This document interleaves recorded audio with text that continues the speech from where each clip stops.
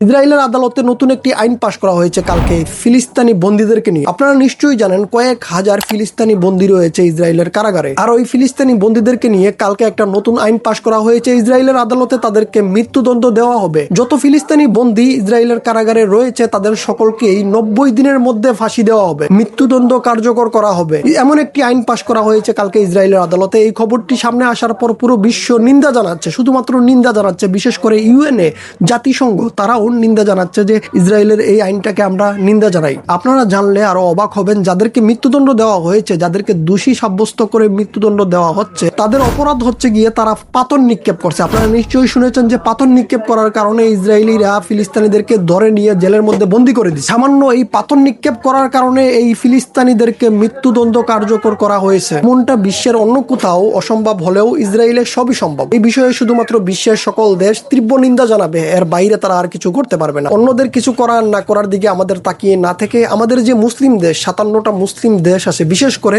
আরবের যে মুসলিম দেশগুলো আছে, তারা কিন্তু এই বিষয়ে এখন পর্যন্ত কোনো মন্তব্য করেন। বিশ্বের অন্যান্য অমুসলিম দেশ কথা বললেও আমাদের মুসলিম দেশ, আরবের মুসলিম দেশগুলো এখনো কিন্তু এই বিষয়টা নিয়ে চুপ। এই বিষয়ে অমুসলিম দেশগুলো আওয়াজ তুলেছে, জাতিসংঘ আওয়াজ তুলেছে, কিন্তু আমাদের 57টা মুসলিম দেশ থেকে কেউ এই পর্যন্ত এই বিষয় নিয়ে কথা বলেনি, শুধুমাত্র ইরান ছাড়া। ফিলিস্তিনের হাজার হাজার অসহায় মুসলমানদেরকে মৃত্যুদণ্ড কার্যকর করা হয়েছে, কিন্তু আমাদের 57টা মুসলিম দেশ হিজরার ভূমিকা পালন করতেছে। তারা শুধুমাত্র তীব্র নিন্দাটুকুও জানাতে পারছে না, যেটা অমুসলিম দেশগুলো করতেছে। অমুসলিম দেশ থেকে তীব্র নিন্দা জানানো হইতেছে, কিন্তু আমাদের মুসলিম দেশ 57টা মুসলিম দেশ থাকা সত্ত্বেও তারা নীরব ভূমিকা পালন করতেছে। ইসরায়েল তাদের আব্বা, আমেরিকা তাদের আব্বা। মোহাম্মদ বিন সালমান আমেরিকাকে উস্কানি দিচ্ছে ইরানের উপর হামলা করার জন্য। মুসলমানদের ধ্বংসের কারণ হচ্ছে গিয়ে এই মোহাম্মদ বিন সালমান। এদের কারণেই মুসলমানদের পতন আস্তে আস্তে শুরু হতে চলতেছে।